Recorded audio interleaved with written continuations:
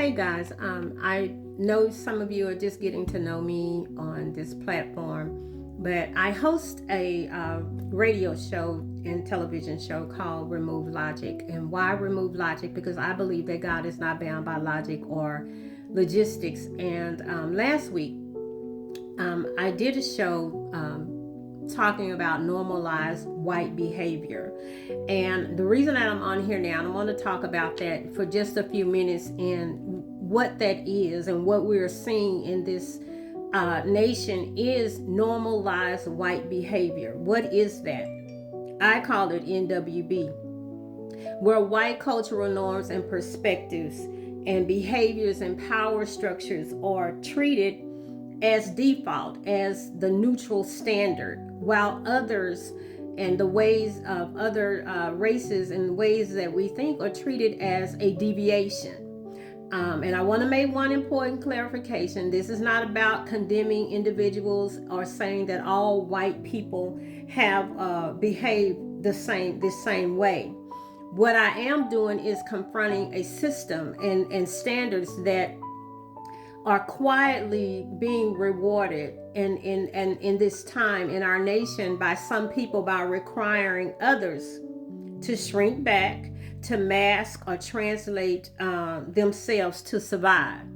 Now let that just sink in for 1 second, how others are translating themselves to survive.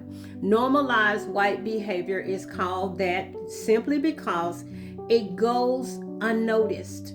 It goes unquestioned, it goes unmasked, and even by well-intentioned people. But what goes unnamed can still shape who gets believed, okay, and who gets promoted, who gets protected, and who gets labeled as too much. But what we are seeing in the midst of this normalization of white behavior, now we've had since the pandemic, we've had where it's called the Karens and all of this. But this behavior that is now being forced on this nation is now, it's like an infiltration. And I'm calling it infiltration versus influence. What is infiltration? It enters without transparency. It's often covert and or manipulative. It gains access first and then reveals its intent later. Project 2025. It changes systems from the inside without consent. Infiltration. And I just need to say that again because that is fully what we're seeing with this administration. And I'm going to go deeper, but give me just a few minutes of your time. Infiltration versus influence. We are seeing infiltration. It enters without transparency.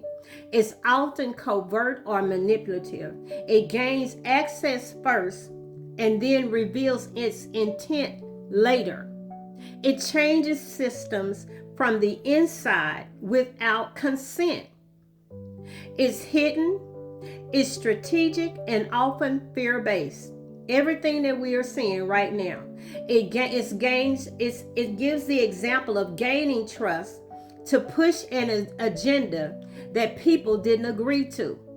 This is exactly what we are seeing in this nation, infiltration. Now, if it was influence, let me give you the definition of influence or the traits of influence. Influence leads with visibility and integrity. Influence is built on trust, credibility, and consistency. Influence, people choose to follow you with influence. It is not fear-based. And then influence also, it changes systems through resonance, not control. The tone of influence is open, invitational, and value-based. We're not seeing any of that. So we really need to look squarely with what we are seeing in this nation. We are seeing infiltration. We are seeing what's causing the implosion within this nation is infiltration. And it's because allowing someone to tell you what the standard is and what the default is, what is good, what is the standard, what is right, and what can be trusted. The Bible calls this strange fire. It is offering something to God that he did not command. And this weekend, we saw the president of the United States of America stand before a crowd of people and discussing his wife's panties. While our nation is suffering an economic disaster at his hands, job losses at his hands, affordability crisis at his hands, and then a healthcare disaster that is looming. While at a turning point convention, we saw the vice president of the United States of America stood before another crowd and said to white people that you now do not have to be ashamed of being white anymore. Come on, y'all. When were they ever ashamed of being white? Then we also saw Nicki Minaj sitting with Erica Kirk at this same convention, cosplaying unity and acceptance like Step and Fetch It in the old movies, dancing for the master. Now, I can't take anymore. I don't know about you, but I can't take anymore. I have said this normalized white behavior is beyond infiltration because it is becoming so normalized that it is going unnoticed, unquestioned, unmarked, and it is intentional. But what goes unchecked, unnoticed, unmarked, and even unnamed can still shape who gets believed, who gets promoted, who gets protected, and who gets labeled as too much.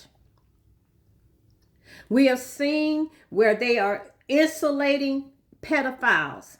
We are seeing where a criminal now sits at the top of this nation with corrupt people surrounding him, further insulating what he has done. The Bible says that I don't care what you do, you can tell a tree by the fruit that it bears. And with what we are seeing, you can see the fruit that this administration is bearing. We've got to correct them in real time. If we let this go, then it's going to continue. So letting it go is saying to the rest of the nation, as far as the powers that are in control, if we let this go, this one can have sex with minors and it's okay. This one can have power and it's okay. This one can have money and it's okay. This one can get the endorsement or the collaboration and it's okay. It will become the standard if we don't stop it. They are pushing in our faces the normalization of white behavior. This is what we cannot allow. And I am not saying this as a black woman. I'm saying this as a citizen of these United States of America. That we cannot allow this normalized behavior to become our new standard. What we are fighting is infiltration and subversion. And we've got to get to the place where we are at the place. There's no getting to this place because it is in our faces now. And we've got to call it out and call it what it is. The normalization of white behavior becoming the standard or the default for what is right. And just because you wrap it up and put the name Jesus on it does not make it gospel. And just because you said that it is approved and it is right and it is the new standard does not mean that it is right. We've got to call it out and call it what it is. And we've got to stand in the face of it, against it, if we are going to stand for this nation to become what it's supposed to be. Unity for all, justice for all, not just the white few and not just the rich few. I am telling you, this is me. My name is Karen. And you can put this out there. I am not afraid. But I truly believe that it is time for us to use our voices on the platforms that we have and come against normalized white behavior.